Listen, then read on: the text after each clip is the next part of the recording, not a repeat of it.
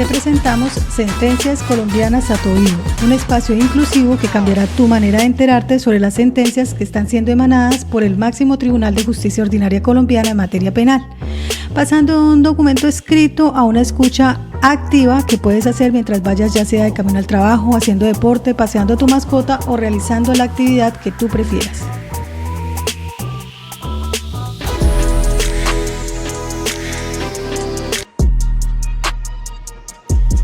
En el presente capítulo te traemos la sentencia radicado 53643 SP087 de fecha marzo 15 del 2023, cuyo magistrado ponente es el doctor Gerson Chaverra Castro, y es una sentencia que trata sobre el delito de fabricación, tráfico, porte o tenencia de armas de fuego, accesorios, partes o municiones. Esta sentencia también trata sobre allanamientos, el derecho a la intimidad e inviolabilidad domiciliaria y sus excepciones y cláusula de exclusión probatoria. Además de ello, trata sobre la prueba ilegal y la prueba ilícita y los momentos procesales para resolver la ilegalidad de la diligencia en aplicación al principio de preclusividad de los actos procesales. En cuanto al asunto, la Corte resuelve un recurso extraordinario de casación que fue presentado por el Procurador 30 Judicial Penal de Bogotá en contra de una sentencia dictada por la Sala Penal del Tribunal Superior de Bogotá con fecha de 9 de julio del 2018. Esta sentencia revocó un fallo absolutorio emitido por el Juzgado 47 Penal del Circuito de Bogotá, en donde fue a favor de un procesado con fecha de 22 de julio del 2016, y en su lugar este tribunal condena a este procesado como responsable del delito de fabricación, tráfico, porte o tenencia de armas de fuego, accesorios, partes o municiones. En lo correspondiente a los hechos, se tienen que el 2 de diciembre del 2012, a las 23:30 horas, la central telefónica 123 recibió una llamada avisando sobre la ocurrencia de una riña dentro de una vivienda ubicada en el barrio La Española de Bogotá, lugar donde arribaron 3 miembros de la Policía Nacional, a quienes la moradora les informó sobre una disputa que allí había ocurrido entre su esposo y el procesado, su hermano, diciéndoles ella que su hermano, había amenazado a su cónyuge con un arma de fuego que luego ocultó en una habitación del segundo piso de la casa. Los policiales ingresaron a la vivienda luego de ser autorizados por ella, quien luego de que ella les indicara, subieron al segundo piso y registraron puntualmente un zapatero dentro de un closet de una habitación, en donde encontraron una pistola Prieto Browning CZ83 calibre 7.65 con un proveedor y 11 cartuchos del mismo calibre. Por esta razón indagaron al procesado sobre la propiedad del arma y este les manifestó que carecía del permiso correspondiente para tenerla. Ellos procedieron a su captura y posteriormente constataron que el arma de fuego se encontraba en buen estado y que era idónea para disparar, como también la aptitud de las municiones para ser percutidas. En lo que toca a los antecedentes procesales relevantes, se tiene primero que el 3 de diciembre del 2012, ante el Juzgado 23 Penal Municipal con funciones de control de garantías de Bogotá, se adelantaron las audiencias preliminares de control posterior al registro y allanamiento de la vivienda, así como la incautación del arma de fuego y las municiones, la legalización de la captura del aquí procesado, formulación de imputación en la que la Fiscalía le endilgó la comisión del delito de fabricación, tráfico, porte o tenencia de armas de fuego, accesorios, partes o municiones en calidad de autor, con el verbo rector portar, en la cual el procesado no aceptó los cargos.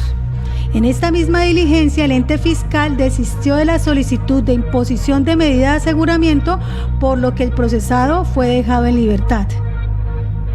Posteriormente, ante el Juzgado 47 Penal del Circuito con funciones de conocimiento de Bogotá, fue radicado el escrito de acusación y su formulación se surtió el 25 de junio del 2013.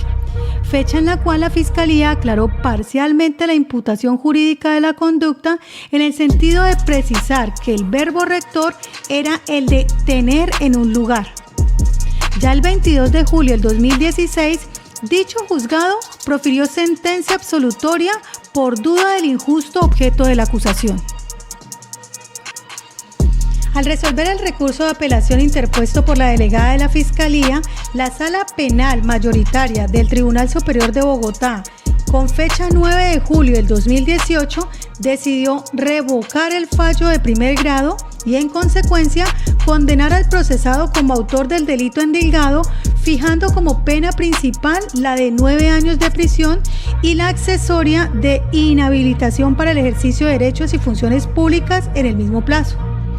Se le impuso además la sanción de privación del derecho de la tenencia y porte de armas de fuego por un plazo de 12 meses y se le negó la suspensión condicional de la ejecución de la pena y la prisión domiciliaria, librándose orden de captura en contra del aquí procesado.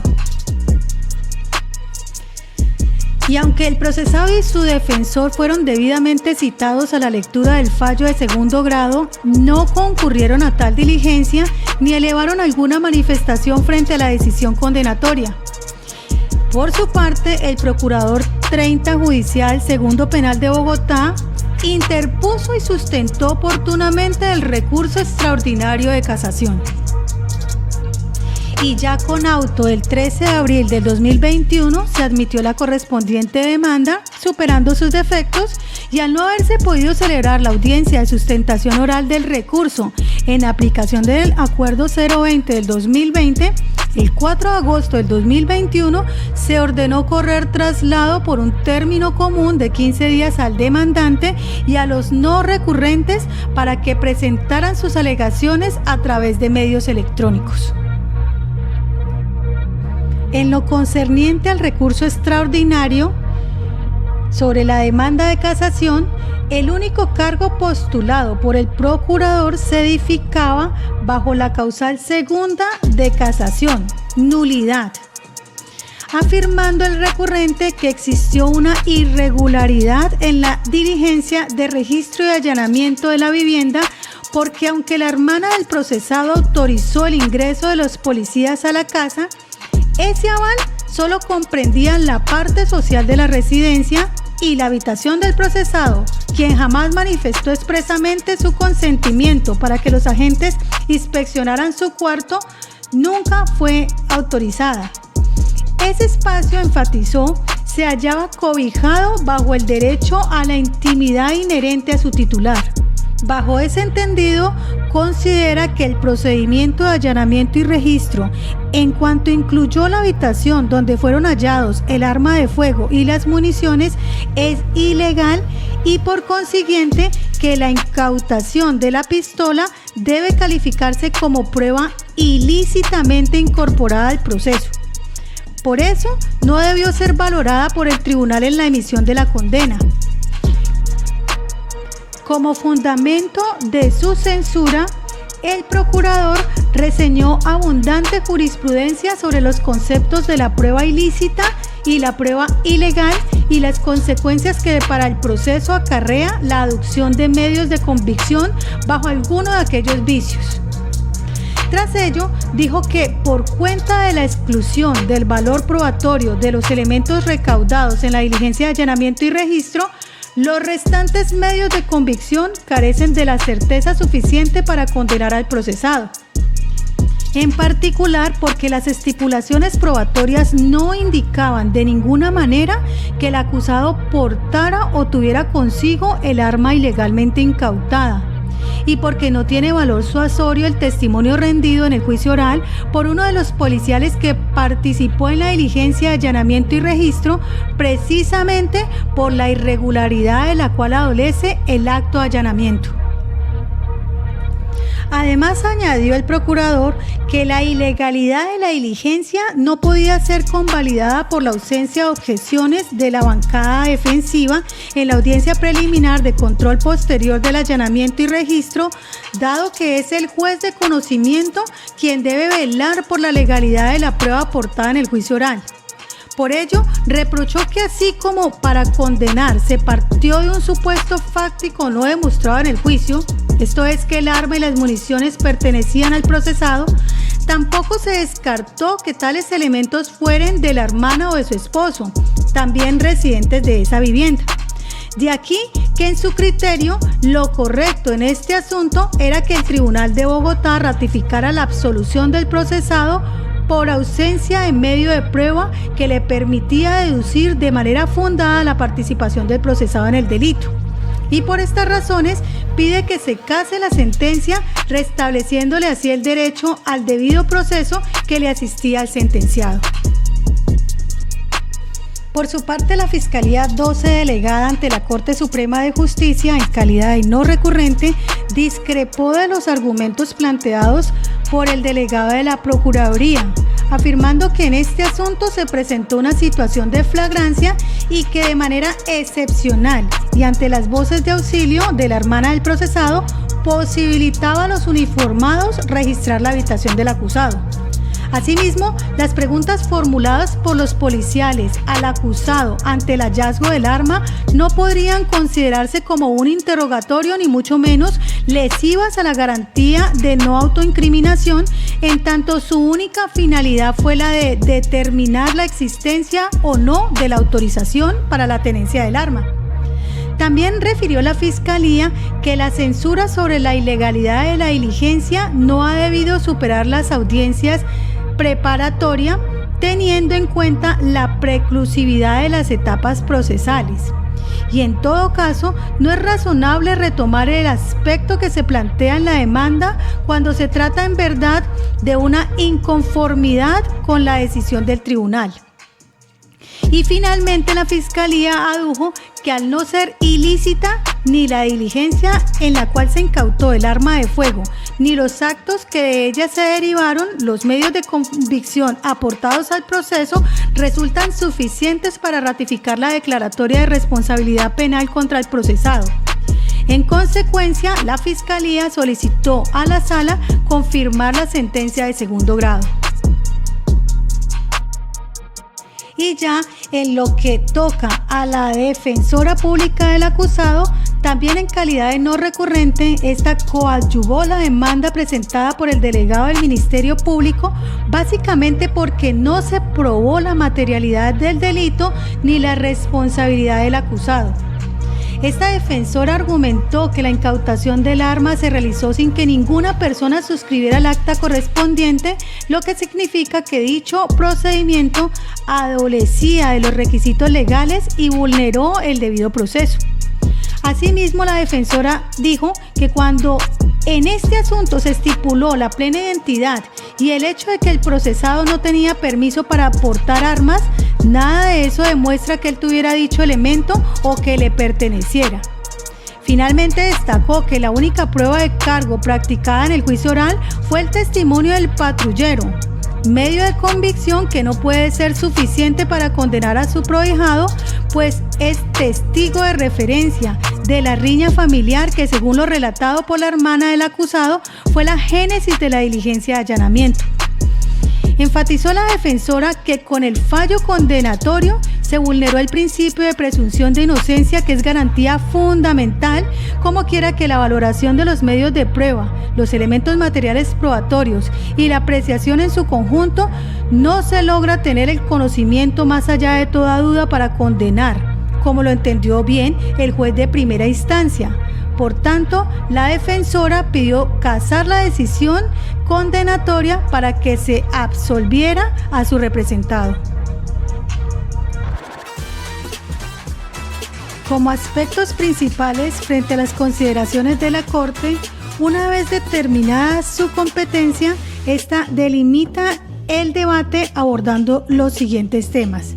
Primero, el derecho a la intimidad y la inviolabilidad domiciliaria. Segundo, excepciones a la orden de allanamiento y registro, tales como la reserva judicial en los casos de policía catalogados como de imperiosa necesidad, la reserva judicial en casos con efectos penales y los alcances y límites materiales impuestos al registro sin orden judicial previa en casos excepcionales.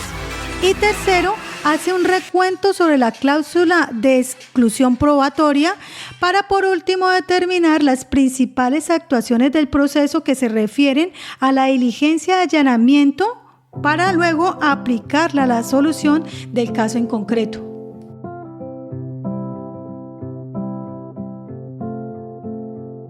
Y es así como la Corte procede a delimitar el debate y antes de iniciar el asunto procede a realizar dos acotaciones. Primera, hace una precisión sobre que en el caso en concreto se reclama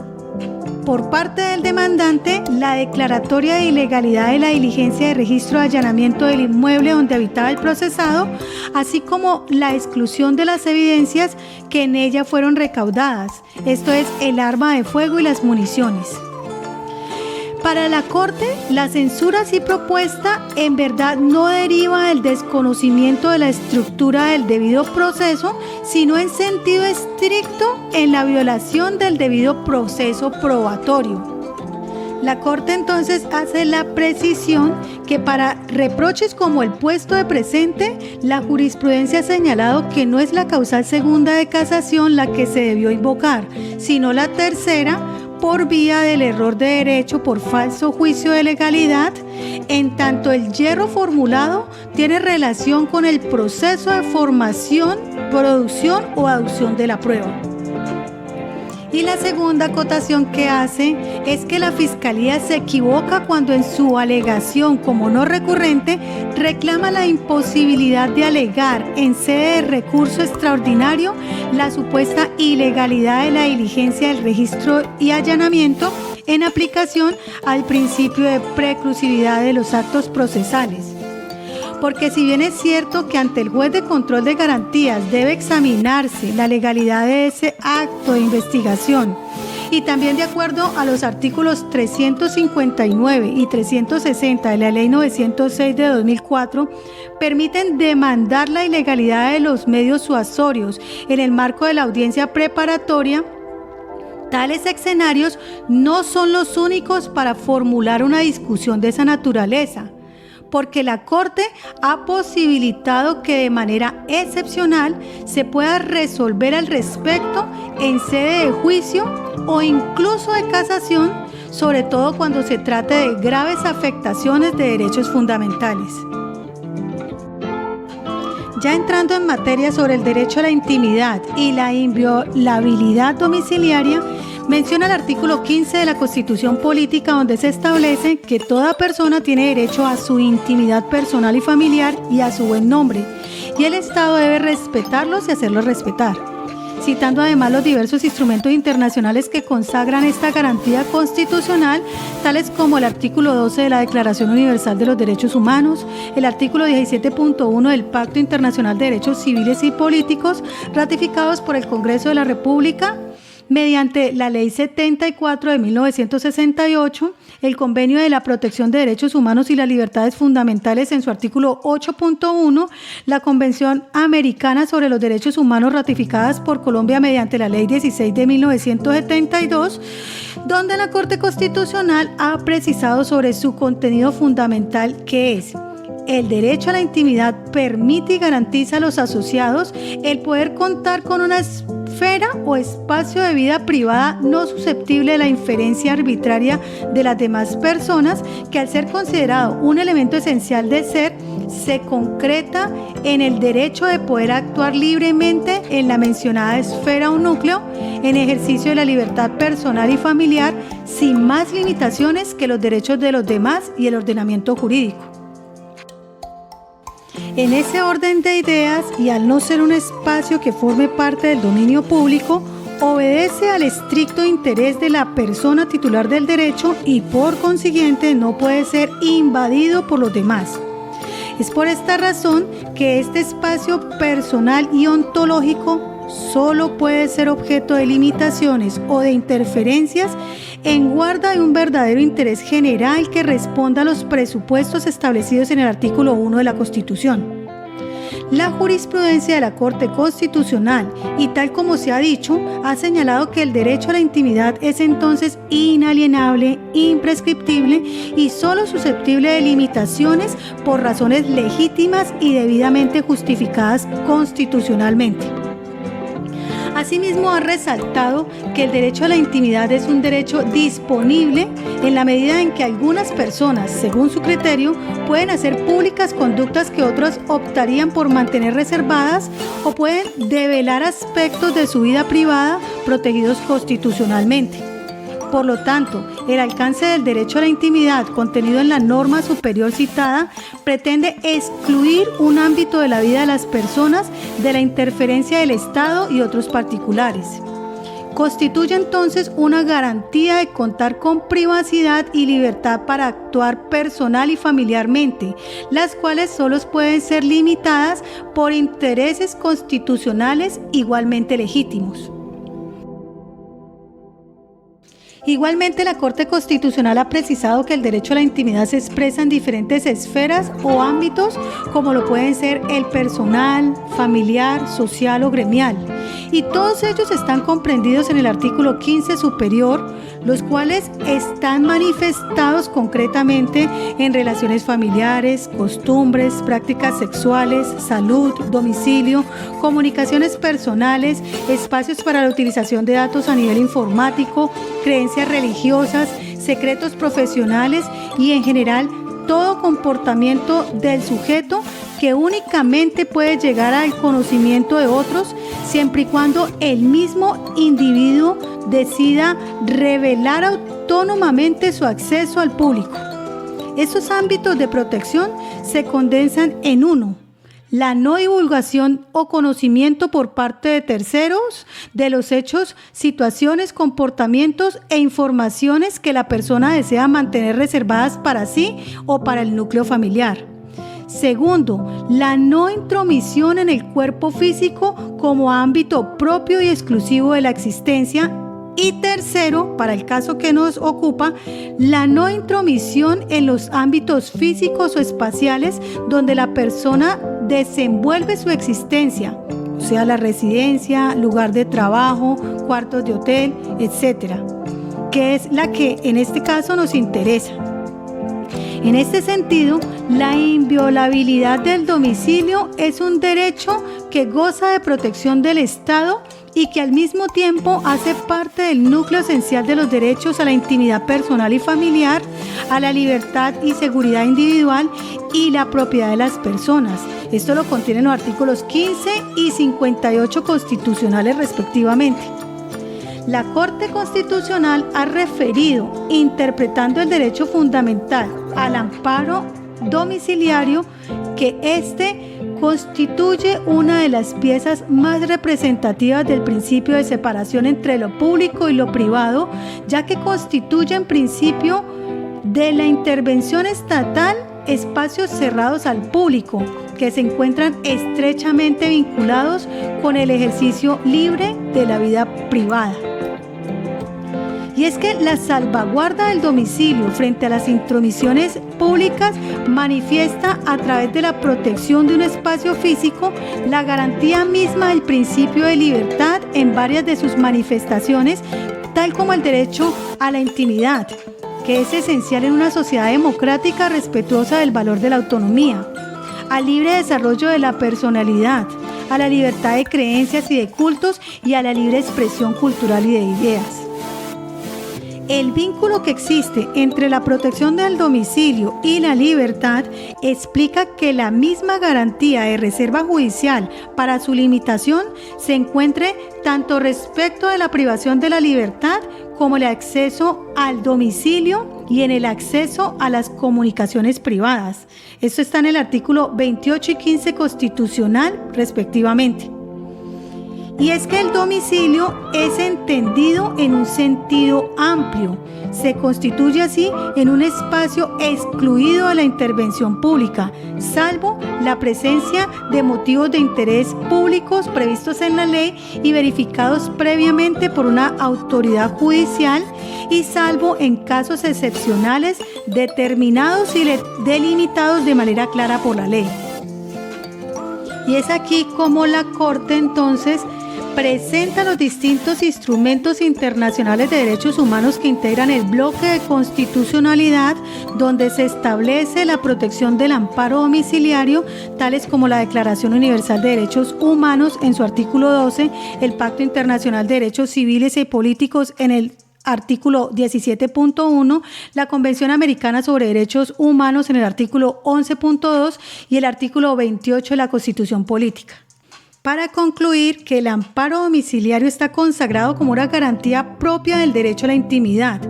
por lo que su transgresión constituye, en los términos de los instrumentos internacionales de derechos humanos mencionados, una injerencia arbitraria y abusiva de la libertad,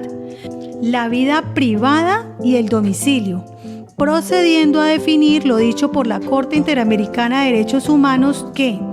la protección de la vida privada, la vida familiar y el domicilio de injerencias arbitrarias o abusivas implica el reconocimiento de que existe un ámbito personal que debe estar exento e inmune a las invasiones o agresiones abusivas o arbitrarias por parte de terceros o de la autoridad pública.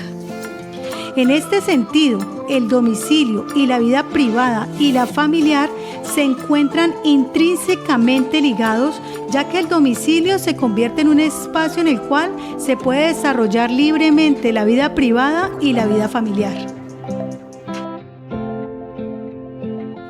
En cuanto a las excepciones por orden judicial de allanamiento y registro de inmuebles,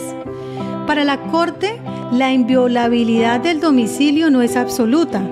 Como derecho fundamental que es, puede ser objeto de limitaciones cuando entra en conflicto con otros derechos fundamentales o con otros intereses legítimos del Estado, debidamente justificados constitucionalmente, por lo que la Carta Política en sus artículos 28 y 250 prevé la posibilidad de su intervención bajo condiciones previamente definidas en la ley y por orden de una autoridad judicial,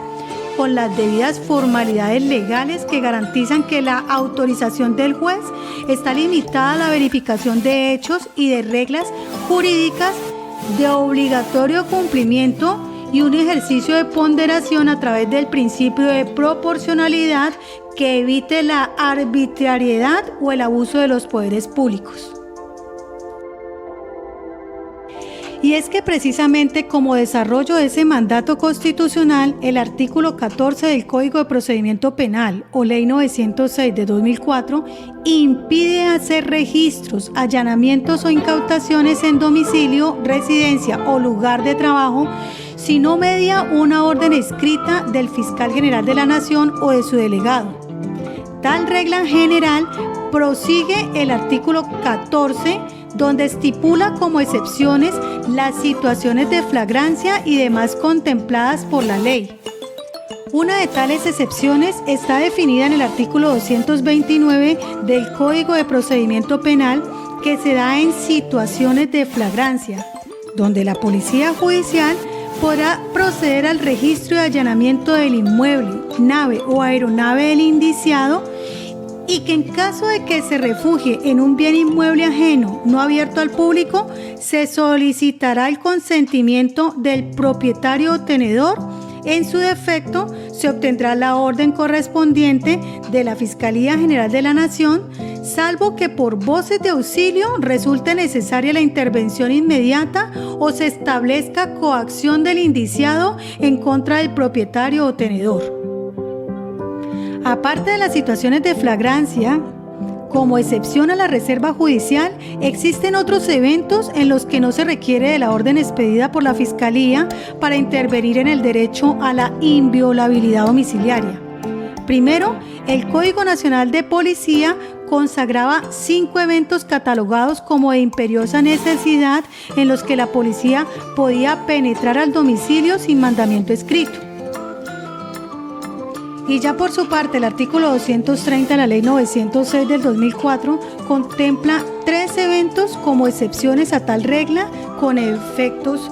penales. Primero, excepciones a la reserva judicial en casos de policía catalogados como de imperiosa necesidad. El artículo 83 del Estatuto de Policía vigente para el momento de los hechos, esto es el decreto 1355 de 1970, permitía de manera excepcional a la policía ingresar a un domicilio sin mandamiento escrito en los casos de imperiosa necesidad. Estos casos son los siguientes: A. Para socorrer a alguien que de alguna manera pida auxilio. B. Para extinguir incendio o evitar su propagación o remediar inundación o conjurar cualquier otra situación similar de peligro. C. Para cazar a animal rabioso o feroz. D. Para proteger los bienes a personas ausentes cuando se descubra que un extraño ha penetrado violentamente o por cualquier otro medio al domicilio de estas personas. D. Cuando desde el interior de una casa o edificio se proceda por la vía de hecho contra una persona o propiedad que se halle fuera de estos. En palabras de la Corte Constitucional, se trata de situaciones extremas de inexcusable intervención privada, debiendo las autoridades de policía valorar el evento de manera taxativa en función de requerirse la intervención urgente y obligatoria de las autoridades para preservar los derechos o interiores que se encuentran en grave riesgo de afectarse. Aquí se trata de eventos en los que entran en conflicto el derecho a la inviolabilidad del domicilio y el cumplimiento del deber de obrar conforme al principio de solidaridad social, fundado en el compromiso que tiene todo ciudadano de responder con acciones humanitarias ante situaciones que ponen en peligro la salud, la vida, la honra y los bienes, los derechos y libertades de las personas que están contemplados en los artículos 95 y 2 de la Carta Política, o cuando se trate de impedir la utilización indebida de la fuerza o el abuso del derecho a la inviolabilidad del domicilio que pone en riesgo los derechos materiales e inmateriales de los ciudadanos.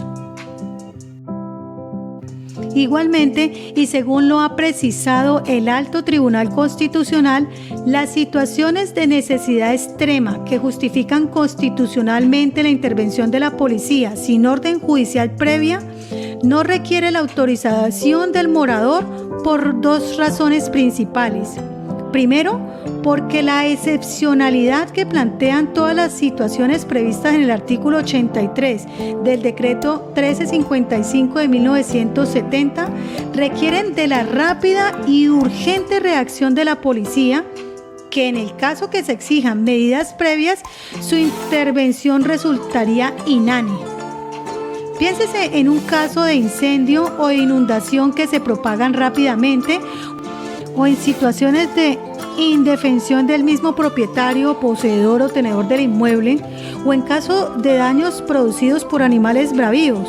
o por personas que se encuentran al interior del domicilio, o de personas inocentes que resultan siendo agredidas por hechos producidos desde una morada. En aquellos casos en los que desde el interior de una residencia se lanza un artefacto que daña a personas o bienes de terceros. En todas esas situaciones, la autorización del morador resultaría un obstáculo para la defensa urgente de sus propios intereses. Lo segundo, porque el carácter relativo del derecho a la inviolabilidad del domicilio encuentra un claro desarrollo en aquellas situaciones extremas en las que debe cederse para que las autoridades públicas se encuentren en capacidad de proteger los derechos a la vida, integridad física, a la propiedad o a la empresa de una persona. De hecho, no tendría sentido exigirle a las autoridades que cumplan el deber de proteger la vida, honra y bienes de los ciudadanos si no pueden acudir a su solicitud de auxilio, como lo está en el numeral 1, o si no pueden ingresar a su domicilio cuando se está destruyendo, como lo dice el numeral 2 y 3,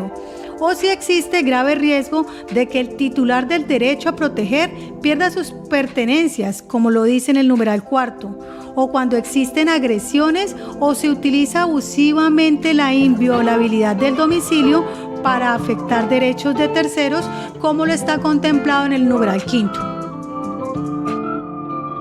Por otro lado, con respecto a las excepciones a la reserva judicial en casos con efectos penales,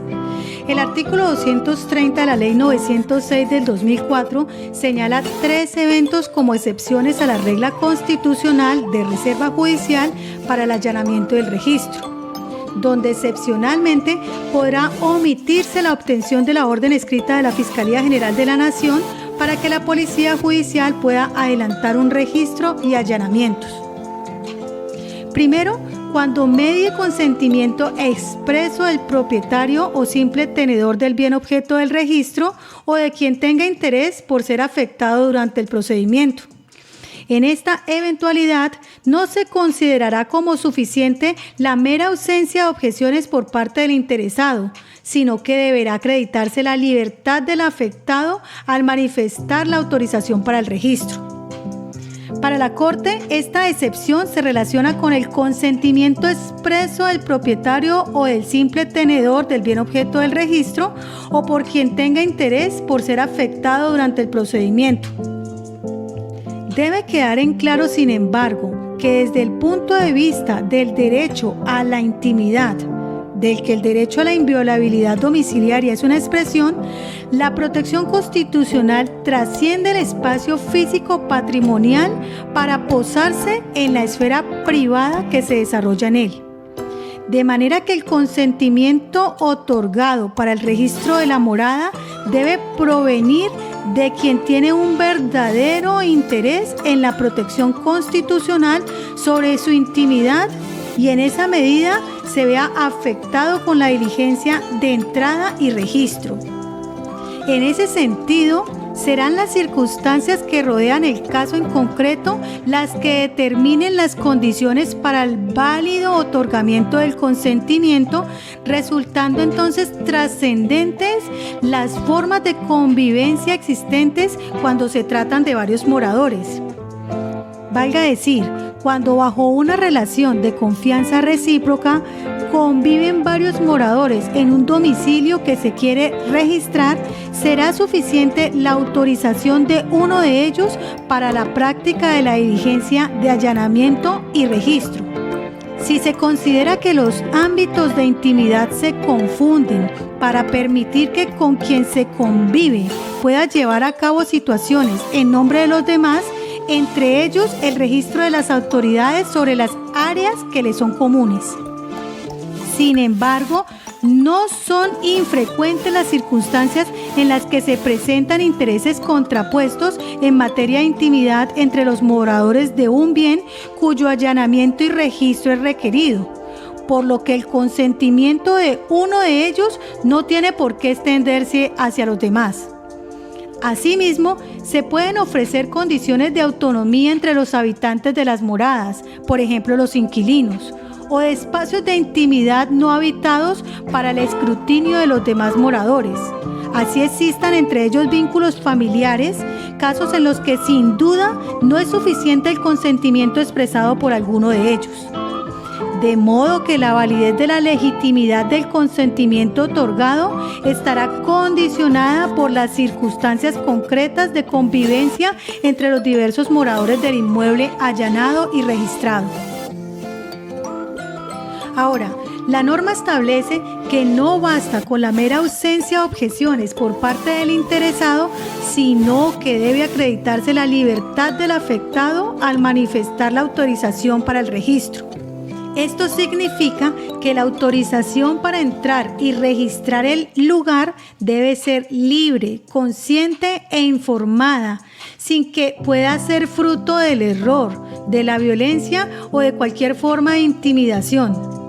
Tampoco de promesa alguna por parte de las autoridades y en general de cualquier forma de sugestión, inducción o presión psicológica que pueda incidir en el ánimo de quien otorga el consentimiento. En realidad, a efectos de prevenir actos arbitrarios, la autoridad de policía debiera recabar la autorización fundada del fiscal en lugar de inducir el consentimiento del morador para entrar y allanar el lugar. En materia constitucional, la prescindencia de la reserva legal y judicial en el adelantamiento de una diligencia de allanamiento y registro debe suponer debidas condiciones del ejercicio de las libertades para quienes de esa manera renuncian al ejercicio de un derecho fundamental.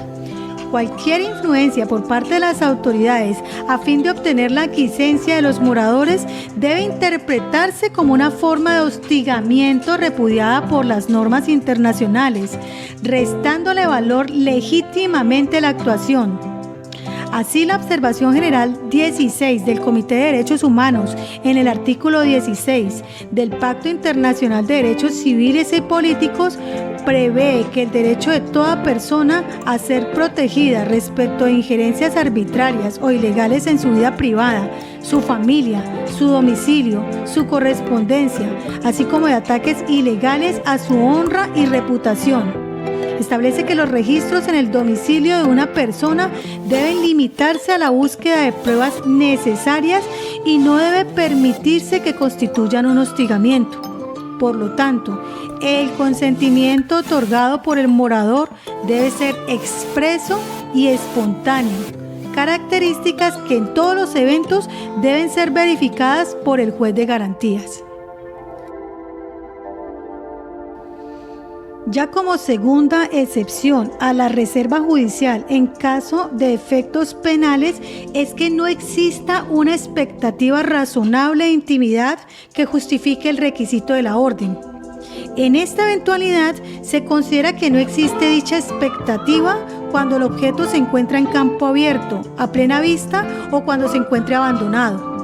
Para la Corte, esta excepción proviene de un criterio acuñado por la jurisprudencia norteamericana, según la cual se permite que la policía judicial pueda adelantar diligencias de allanamiento y registro sin orden judicial previa cuando no exista expectativa razonable de intimidad. Esto lo aclara la misma disposición cuando el objeto se encuentra en campo abierto, a plena vista o abandonado. Y ya la tercera excepción a reserva judicial en casos con efectos penales trata de situaciones de emergencia tales como incendio, explosión, inundación y otra clase de estragos que pongan en peligro la vida, la propiedad o en situaciones de riesgo inminentes de la salud, la vida, la integridad personal o sexual de un menor de edad. Donde para el alto tribunal, al tenor de esta excepción, se permite que la policía pueda entrar en los domicilios sin mandamiento judicial previo, cuando existan siniestros o eventos de tal magnitud que reclamen la adopción de medidas urgentes e inmediatas encaminadas a salvaguardar la vida y la propiedad. En este caso, se considera legítima la injerencia en tanto la tardanza en la consecución de una orden haría nugatoria la posibilidad de proteger los bienes jurídicos en juego. Además que implicaría perder la posibilidad del recaudo probatorio o una eventual captura de riesgo por la demora. La norma, como puede leerse en su texto, señala algunas de esas situaciones de emergencias, tales como incendio, explosión o inundación. Sin embargo, entiende la Corte que esa lista es apenas enunciativa y no limitativa, como quiera que es la misma disposición la que a continuación justamente hace referencia a cualquier otra clase de estragos que permitan deducir seria y fundadamente la existencia de un riesgo o peligro para las personas y sus bienes. Inclusive, se mencionan eventos de riesgo inminentes para la salud, la vida o la integridad personal o sexual de un menor de edad. Ya frente a los alcances y límites materiales impuestos al registro sin orden judicial previa en casos excepcionales, al amparo de los argumentos expuestos en precedencia, es claro para la Corte que con respecto de los derechos fundamentales de los individuos y a fin de prevenir la arbitrariedad o el abuso de los poderes públicos, la policía debería procurar en todos los casos la orden emitida por el delegado de la Fiscalía General de la Nación. Ello tal y como se examinó, salvo situaciones de urgencia que impidan recabar previamente la autorización del funcionario judicial. Ahora, Por su misma condición excepcional, la omisión de la orden escrita de la Fiscalía General de la Nación para adelantar diligencias de allanamiento y registro demanda exigencias que por lo menos deben asemejarse a las previstas para la expedición judicial de estas formas de intervención en el derecho a la inviolabilidad domiciliaria. En tal caso, el consentimiento para el allanamiento y registro, verbigracia, resulta imperioso que éste no sea provocado por la autoridad judicial, sino que sea otorgado por el titular del derecho para un asunto en concreto relacionado con el descubrimiento de elementos materiales probatorios o evidencias físicas de los que tenga conocimiento. De igual forma, tratándose de situaciones de emergencia, resulta imperiosa la verificación de aspectos relacionados con la presunción de hallazgo y la especialidad, en la medida en que se evitan las exploraciones arbitrarias a partir de la justificación de la intervención en motivos fundados y en la obtención concreta de determinados instrumentos y objetos del delito. A este respecto, la Corte indicó que aunque el artículo 230 no lo establece, resulta claro que la afectación de la intimidad domiciliaria en casos de emergencia está supeditada a la conclusión sobre el riesgo o la ocurrencia del hecho está debidamente fundamentada. Esto por razones como los siguientes. Primero, todas las afectaciones de derechos fundamentales en el ámbito de las labores investigativas a cargo de la Fiscalía están supeditadas a dicho requisito, esto es, a la existencia de motivos fundados para concluir, por ejemplo, que en un lugar por registrar se hallan los instrumentos con los que se ha cometido el delito, artículo 220, o que el indiciado o imputado está transmitiendo o manipulando datos a través de las redes de telecomunicaciones, como lo dicta el artículo 236. Segundo, este requisito está orientado a impedir la generalización de ese tipo de actuaciones, lo que al tiempo contribuye a la proporcionalidad de las mismas. Y tercero, la verificación ex ante del presupuesto en mención impide que la afectación ilegal del derecho a la intimidad pueda legitimarse solo sobre la base de los hallazgos fortuitos que pudieran hacerse, lo que podría incentivar el uso desmedido de este tipo de actuaciones con el consecuente costo para el derecho a la intimidad y otros derechos fundamentales. Y ya entrando en materia sobre la cláusula de exclusión probatoria, para la Corte, la inmediata consecuencia de realizar un registro de allanamiento por fuera del marco constitucional y legal es que los elementos materiales probatorios y evidencia física recaudada carecen de valor y deben excluirse de la actuación. El inciso final del artículo 29 constitucional establece que es nula de pleno derecho la prueba obtenida con la violación del debido proceso. Por su parte, el artículo 23 de la Ley 906 del 2004 regla la cláusula general de exclusión al disponer que toda prueba obtenida con violación de las garantías fundamentales será nula de pleno derecho, por lo que deberá excluirse de la actuación procesal. Igual tratamiento recibirán las pruebas que sean consecuencia de las pruebas excluidas o las que solo puedan aplicarse en razón de su existencia. Y es que según lo ha definido la jurisprudencia de la Sala en la sentencia CSJSP 1862 de mayo 29 del 2019, radicado 48498, la cláusula de exclusión opera respecto de la prueba ilegal y la prueba ilícita o ilegal sustancial, aunque existen diferencias entre ellas. La primera, o sea, la prueba ilegal,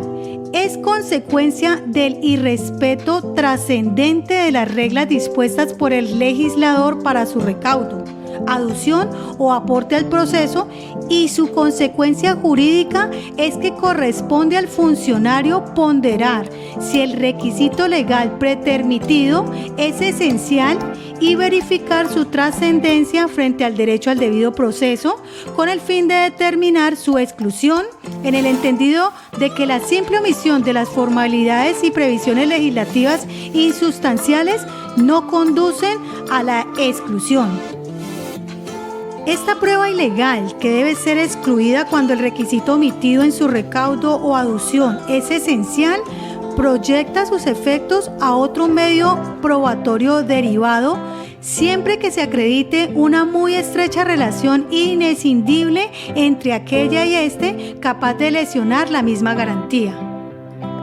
La segunda, la prueba ilícita o ilegal sustancial, tiene ocurrencia cuando las evidencias y los elementos materiales probatorios son obtenidos con desconocimiento de los derechos y garantías fundamentales de las personas. Por ejemplo, violación a los derechos a la vida, a la no autoincriminación, a la intimidad, a la inviolabilidad del domicilio y de las comunicaciones privadas, entre otros. Su consecuencia jurídica es que ésta siempre debe ser excluida del conjunto de medios de conocimientos aducidos al proceso, sin que se puedan exponer argumentos de razón práctica, de justicia material, de gravedad de los hechos o de prevalencia de intereses sociales para descartar su evidente ilegitimidad. En esta exclusión, igual suerte corre el medio probatorio que de ella se derive, esto es, ser objeto de la cláusula de exclusión de tal manera que la prueba ilícita que resulta nula por vulneración de derechos fundamentales no produce ningún efecto. Su ineficacia se extiende a todas las consecuencias y contamina otros medios de convicción que de ella se deriven. Por lo que la ineficacia de la prueba ilícita se extenderá también a todos aquellos elementos probatorios obtenidos de forma lícita, pero que han sido descubiertos gracias a los resultados con una prueba ilícita. Lo anterior, por cuanto el vínculo entre la fuente ilícita y la prueba derivada de ella no es ajeno a la vulneración del mismo derecho, sino que se presenta como su fruto, de manera que la protección debida al derecho fundamental solo será simbólica si no se excluye el material obtenido y derivado de la prueba espúrea. Ya al referirse al caso en concreto, primeramente la Corte hace un recuento sobre las principales actuaciones del proceso penal en cuanto a la diligencia de allanamiento y registro, recapitulando que de acuerdo al cargo formulado por el delegado del Ministerio Público, lo que se busca es que se declare la ilegalidad de esta citada diligencia, en donde se incautó el arma de fuego y las municiones objeto del delito. Por lo que la Corte se referirá primeramente a la manera en que ese acto de allanamiento fue realizado por los integrantes de la Policía Nacional, según el recuento hecho dentro del juicio oral, y seguidamente se referirá a la manera en que fue valorado dicho acto en las decisiones de instancia. Entonces, recapitulando, en el juicio oral, el uniformado de la Policía Nacional narró que para la fecha de los hechos, sobre las 11:30 de la noche, arribó a la vivienda ubicada en el barrio La Española de Bogotá con un intendente y otro patrullero. Lugar este en el que sale una señora de quien no recuerda el nombre y les manifiesta que en el interior de esa vivienda estaban discutiendo su hermano y su esposo. A esta persona se le solicita permiso para ingresar y ella accede. Ingresan los policiales mientras la señora les manifiesta de la riña que se había presentado y que su hermano había sacado un arma de fuego y que los había amenazado. Los policiales le preguntan a la señora sobre el lugar donde pudo haberse guardado el arma porque el señor ya no la tenía en el momento, y ella les manifiesta que el señor había subido y la había guardado en una de las habitaciones del segundo piso, a la cual ella los dirigió hasta ese lugar y les manifestó el lugar donde la había escondido tal persona. Al encontrar el arma de fuego, los policiales le preguntan al señor y éste le responde que sí, que el arma era de él, que era de su propiedad, que él es escolta y que tiene documentación, la cual se comenzó a verificar, y después este señor les advirtió a los policías que dicha arma se la habían dejado de herencia, que se la habían regalado. Más adelante, ante la pregunta de la fiscalía sobre el estado emocional en que se halló a la señora, el policía respondió que ella estaba exaltada,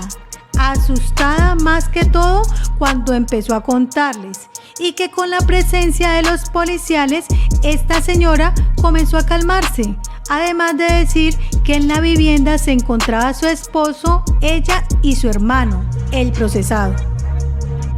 Al continuar su relato, este policía indicó que al ellos ingresar a la vivienda, los dos hombres estaban discutiendo y que al momento en que la señora les manifestó que el hermano los estaba amenazando con el arma de fuego, les dijo dónde la había subido a esconder.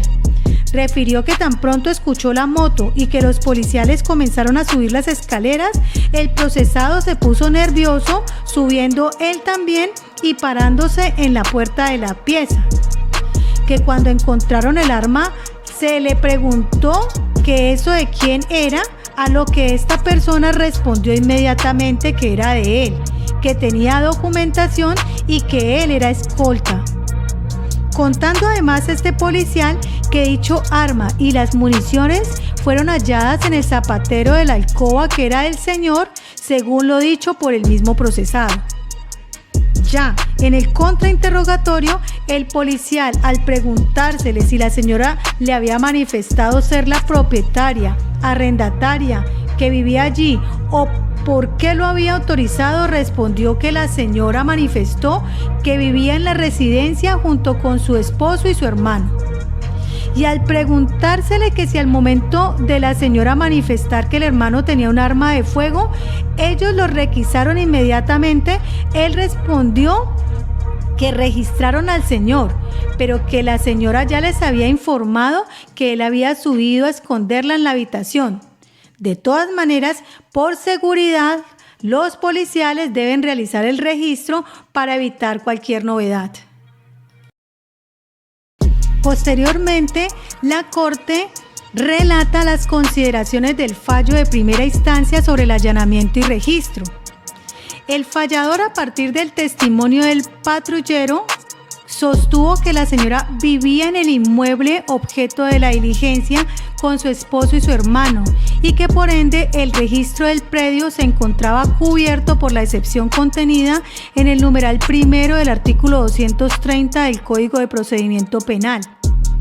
No se le impone a los policiales la obtención de una autorización escrita de la Fiscalía General de la Nación para ingresar al domicilio porque medió el consentimiento expreso del propietario o simple tenedor del bien objeto del registro. Para el caso, ante la no comparecencia de alguno de los tres moradores del inmueble al inicio del juicio oral y de cara a la situación puesta de presente por el policial en su testimonio, surge la posibilidad que eventualmente se haya incurrido en una irregularidad en el desarrollo de la diligencia de registro.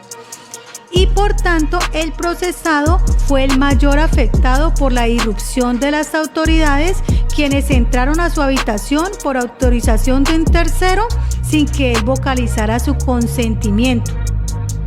Por lo que esta ilegalidad no pudo ser solventada por el policial,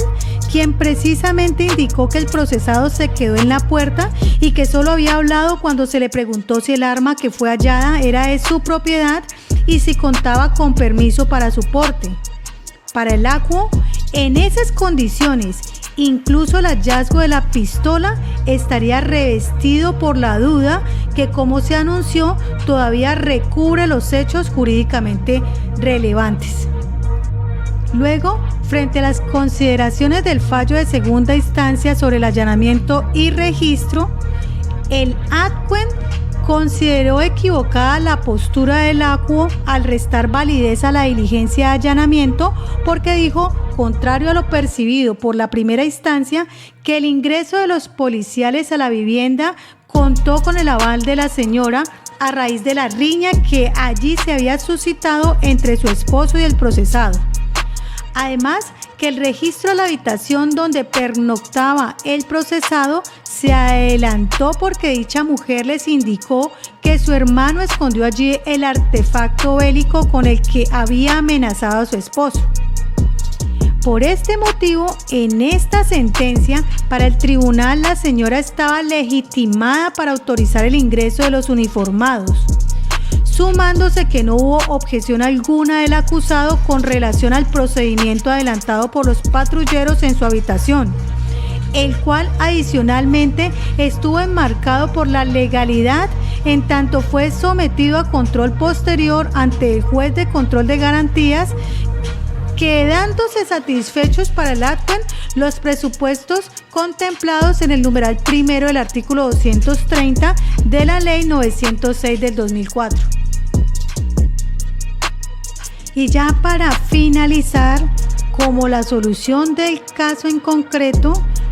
la Corte, en cuanto a la petición de declaratoria de ilegalidad de la diligencia de allanamiento postulada en la demanda de casación, donde se soporta la premisa que la señora no tenía potestad para autorizar que los patrulleros ingresaran a la habitación de su hermano,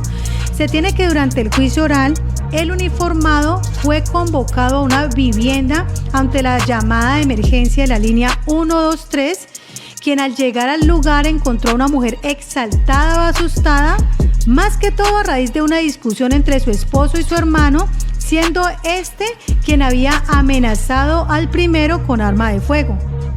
Dicho testigo también narró que la mujer expresó que vivía en esa residencia con su esposo y su hermano, información que sumada a la ausencia de orden judicial lo llevó a pedirle autorización a ella para entrar al predio. Para la Corte, como se nota, quedó probado que la presencia de los uniformados en el lugar de los hechos se debió concretamente a la llamada de emergencia hecha por la señora, quien imploraba auxilio y protección por parte de las autoridades. Además de acreditarse que el ingreso de los policiales a la vivienda, más concretamente a la zona social del domicilio, contó con el aval de ella en calidad de moradora del lugar, sin que fuera necesario diferenciar este punto y para otorgar el consentimiento respectivo si era propietario o simplemente tenedora de la vivienda. Porque solo bastaba la comprobación que era habitante de ese inmueble que compartía con su esposo y era ocupado por su hermano el procesado. Por ello, es incuestionable para la Corte que la situación presentada de cara al ingreso a las zonas comunes de la vivienda por parte de los miembros de la autoridad pública podría inscribirse en una excepción de la reserva judicial, ya sea por tratarse de un caso de policía catalogado como de imperiosa necesidad, en tanto la situación se adecuaba al numeral primero del artículo 83 del decreto 1355 de 1970, para socorrer a alguien que de alguna manera pida auxilio, o por estar amparado bajo la circunstancia de excepcionalidad de que trata el artículo 230 de la Ley 906 del 2004. Esto es,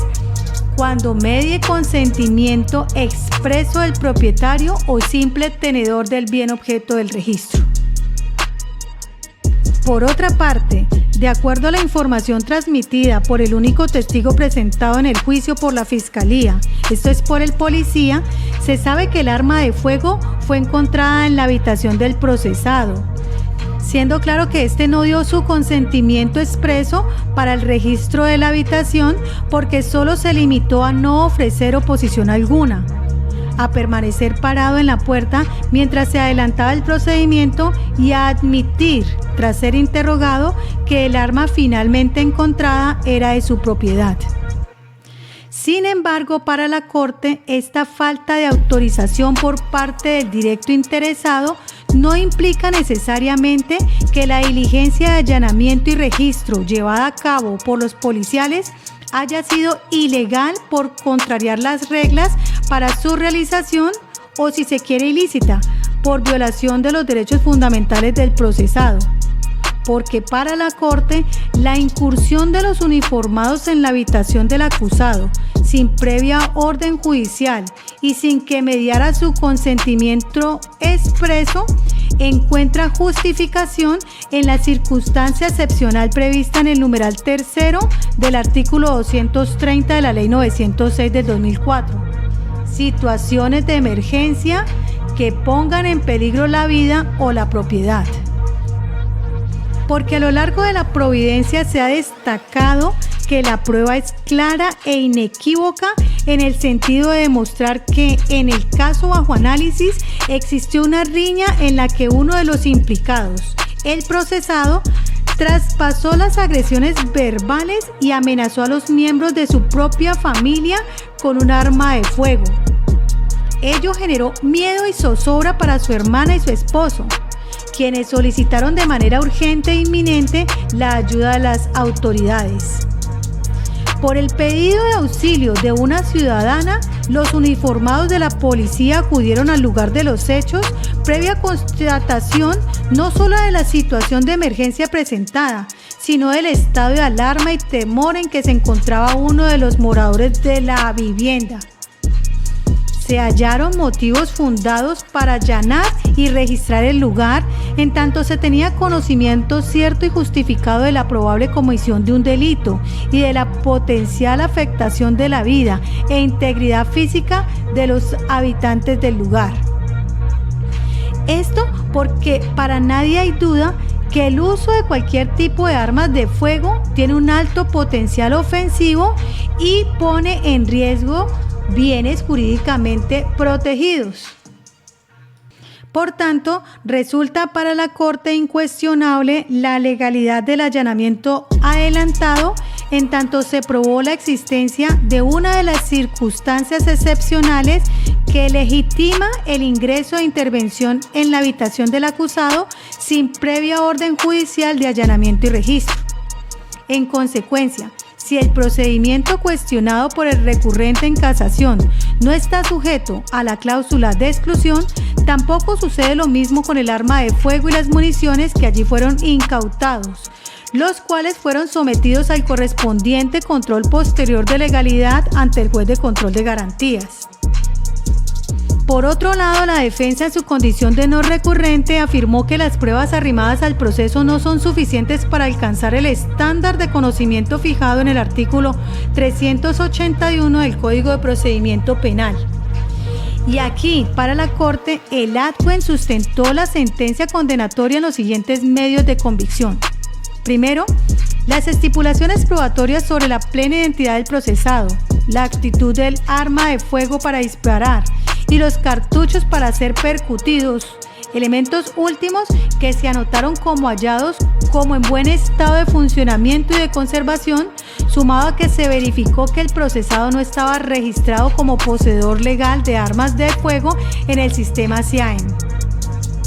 Segundo, en cuanto a la boleta de incautación de la pistola, el tribunal explicó que si bien no fue suscrita por el procesado, no constituye el único medio de prueba para acreditar el hecho de la incautación del arma de fuego, pues lo de la validez a la misma es su contenido en cuanto se trata de información consignada por funcionario público. Aquí la Corte retrotrae en cuanto al valor probatorio de las actas de incautación lo dicho en la sentencia CSJSP 729 del 2021,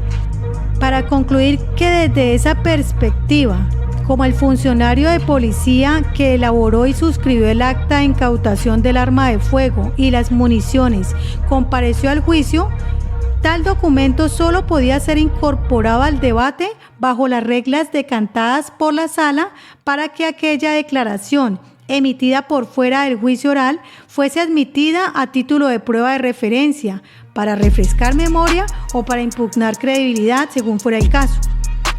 Sin embargo, en este asunto no se agotó el trámite legal para su incorporación bajo alguna de aquellas vías, pero determina en este punto que en todo caso esto no coincide con la solución adoptada en sede de segunda instancia, porque en dicha decisión se aclaró que el documento no es el único medio de prueba con el cual se puede establecer el hecho de la incautación, por cuanto la prueba testimonial resulta sustancial para determinar tal aspecto. Y tercero, Fue el testimonio del patrullero el que cimentó principalmente la declaración de responsabilidad emitida contra el procesado, por cuanto el tribunal destacó que el uniformado se constituye en testigo de excepción, por cuanto al no tener conocimiento directo de la ocurrencia de la riña, dicho aspecto resulta ajeno a los hechos factuales de la acusación, teniendo en cuenta que la Fiscalía en la audiencia correspondiente varió la modalidad del injusto del verbo rector portar al detener en un lugar, basándose en los hechos percibidos de forma directa por el declarante, esto es, el hallazgo del arma y las municiones ocultas en el closet, así como la atribución de su propiedad por el acusado. Y desde esta perspectiva, para la Corte está claro que tampoco le asiste razón al defensor en los reparos planteados en calidad de no recurrente, porque la prueba testimonial de cargo, aunada a los demás medios de convicción que soportaron el juicio de reproche, resultan suficientes para encontrar satisfecho el estándar previsto en el artículo 381 del Código de Procedimiento Penal, por lo que el cargo postulado no prospera. Y en conclusión, la Corte resuelve no casar, confirmando la primera condena dictada en contra del procesado por el delito de fabricación, tráfico, porte o tenencia de armas de fuego, accesorios, partes o municiones.